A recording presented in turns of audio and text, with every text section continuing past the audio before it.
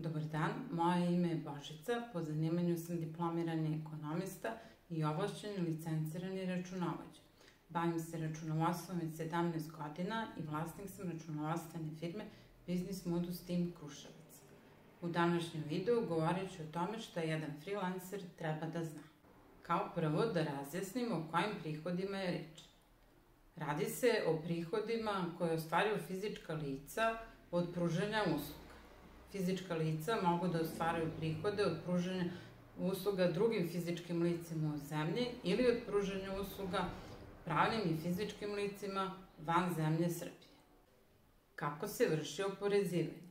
Oporezivanje se vrši po principu samooporezivanja, a to znači da će fizičko lice, to jest obveznik, biti u obavezi sam da podnese prijavu u kojoj će iskazati iznos ostvarenog prihoda u datom kvartalu.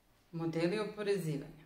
Postoje dva modela oporezivanja. Model A preporučuje se za freelancere sa nižim prihodima.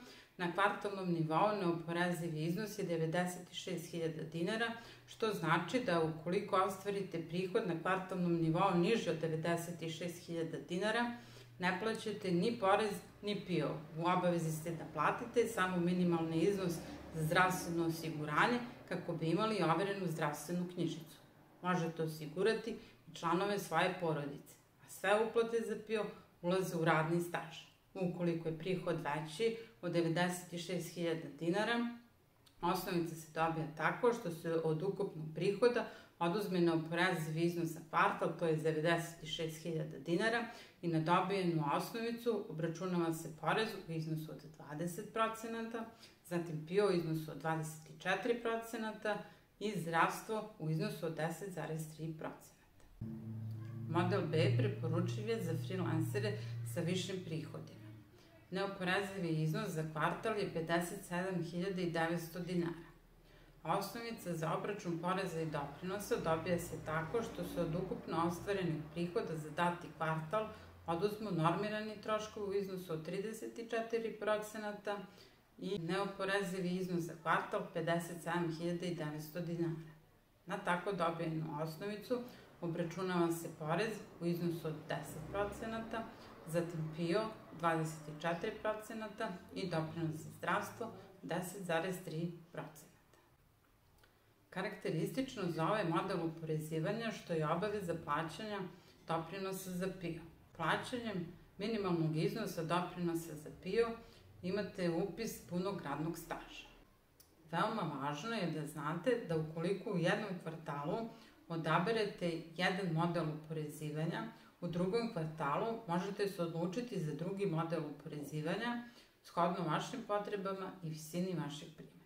Kako podneti prijavu? Trenutno, kao freelancer možete prijaviti porez putem portala e-porezi i PPOPO prijave. Međutim, savjetujem vam da sačekate izradu portala za freelancere od strane Poreske uprave i svoju obavezu prijavite putem PPOPO prijave.